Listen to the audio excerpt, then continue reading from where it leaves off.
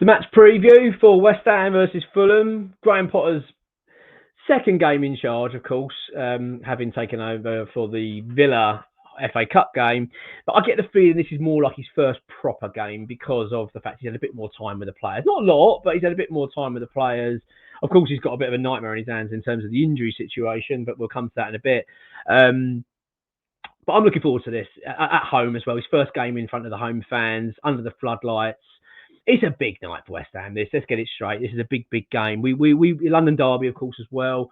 We want to get our season up and running. So yeah, an important fixture it feels for the season, especially if we want to get things up and running, turning around, because it has been such a crappy season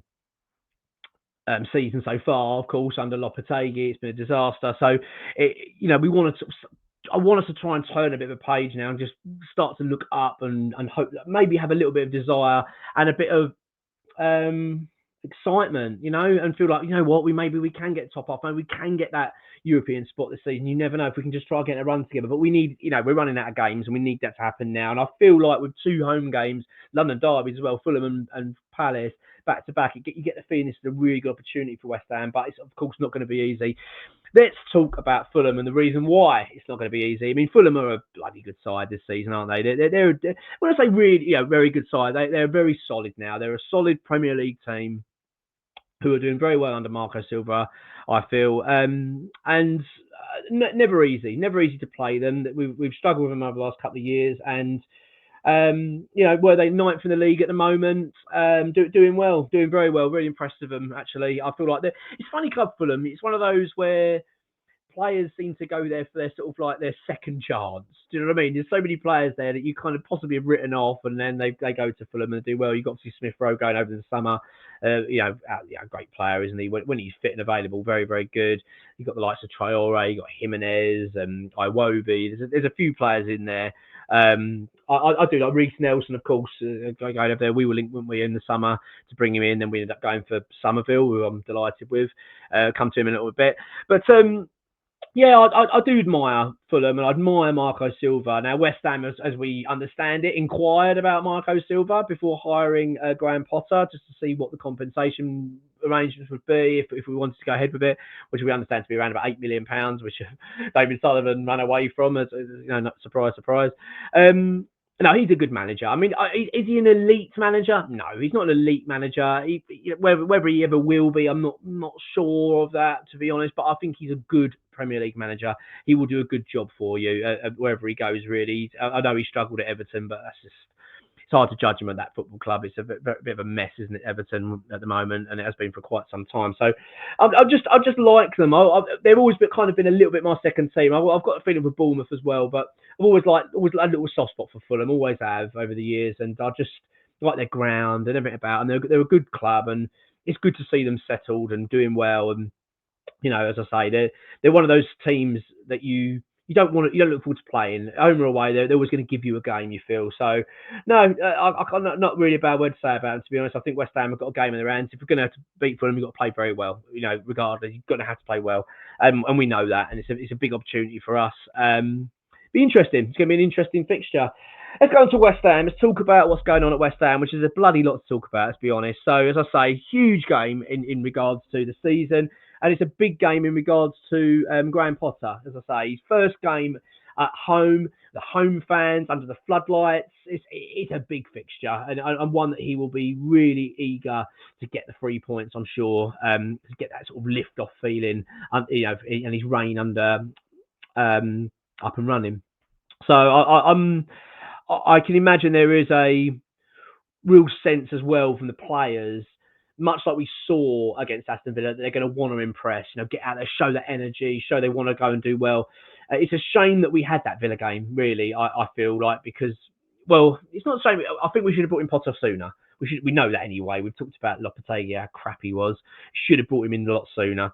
I feel that would have helped us up a big time. But I feel like with this, I'm hoping that Villa game is not going to sort of be seen as a knock to our new manager bounce. I want to see that in this game. I want to see the energy and the desire and hunger, like we saw against Aston Villa. That refreshness about the side. You know, I want to see that again in this. I really don't. I desperately don't want to see us looking jaded or a little bit knocked from what happened at Villa. I don't think we will, to be honest. Because I think there was a lot of positives to take from that game, but there were a few negatives as well. And one being Nicholas Fulkrug, of course, has picked up this looks like a ruptured hamstring. I don't know whether that's actually been confirmed as yet as I do this recording, but it looks like it's a very serious injury. You know, no surprise. I talked about it in the previous video. Oh no, sorry, I tell a lie. That I've recorded this video already. It's going to be out tomorrow. Talking about him and Tim Stuyton, I'm very disappointed with Stuyton over this, as I've talked about before. Signing an injury-prone striker, that's what you get. This is what happens. You're just going to continually get bad injury after bad injury, and that's what we're experiencing now. And a terrible time, you know. Thank God, though, the only saving grace, I suppose, is the fact that it's January and we can try to address it. But it's a bad move, and the fact that we were trying to sell Fulkrug, weren't we? Really, let's be honest, we were open to offers. So the fact now we're not going to be able to move him on is a big blow to West Ham. Somerville is another one. Obviously, came off at half time. I don't, certainly not as serious as Nicholas Fulkrug, but it's still a hamstring situation. So whether he's going to be available, I'm not sure. I doubt it, but I don't know at this stage. I'm gonna assume when I do my team that he is, purely because I'm running out of options, really. But we'll come to that in a bit. But it's difficult with Somerville. Obviously, Todibo, unlikely to be featuring. We don't really know what's going on there. Emerson was out the last game. Not too sure. Obviously, Bowen and Antonio out. So we West Ham have got some serious injury situation to deal with here. It's not ideal at all.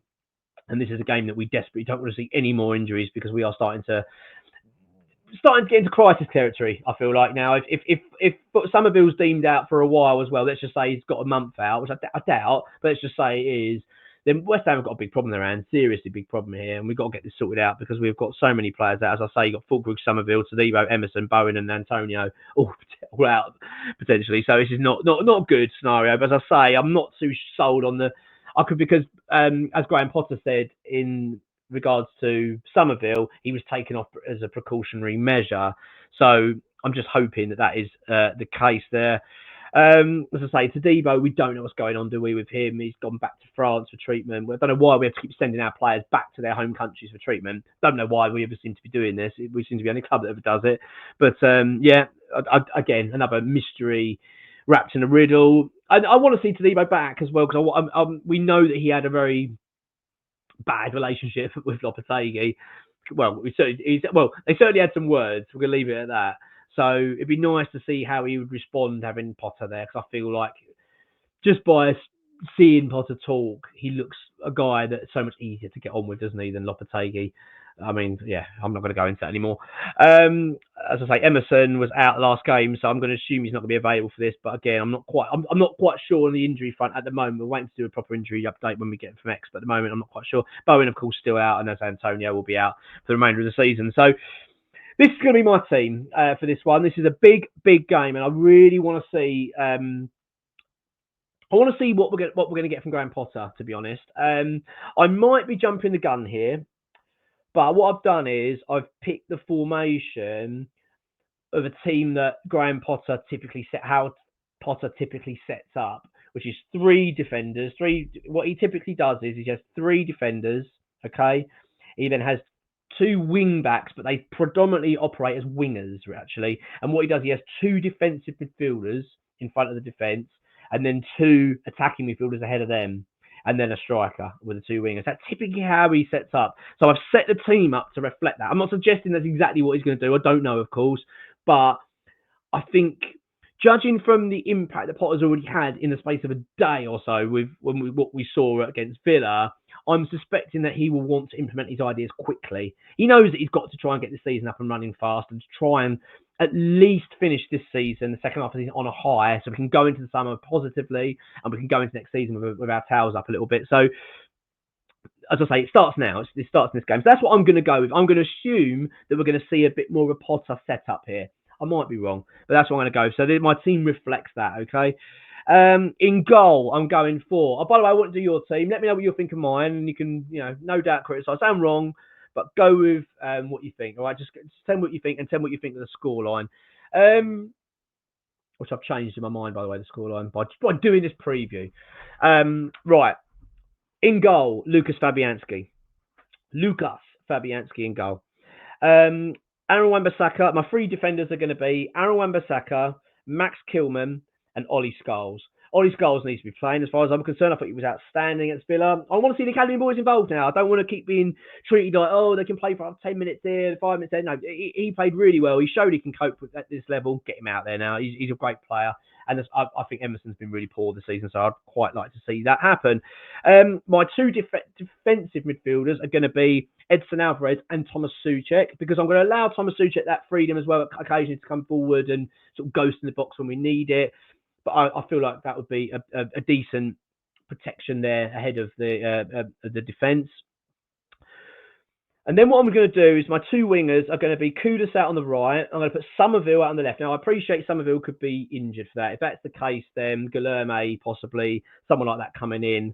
That's kind of what my thinking is at the moment. But I would like to, I'm hoping Somerville's going to be available. So I'm going to put Kudus out on the right, Somerville out on the left. And my two attacking midfielders are going to be Carlos Soler and Lucas Paqueta, with Danny Ings playing ahead of them as striker, purely because of the injury situation. I don't really know what else to do, actually, at this stage. My hands are a bit tired. Interested to know what you think the team's going to be. I'm interested to know. Now, prediction. I'm going to be honest, I wrote down 2-2. That's what I've written down, and I'm still kind of thinking, is that what I want to go with? I suppose I should go with what I originally felt, because I did sort of give it a little bit of thought, and I thought, well, I'm not sure we're going to win this game. It's going to be hard. But then there's also a part of me that, I don't know, just got a feeling that we might get a winner. I don't know, just got this feeling. I really want. I'm going to go with my heart rather than my head. So I'm changing it.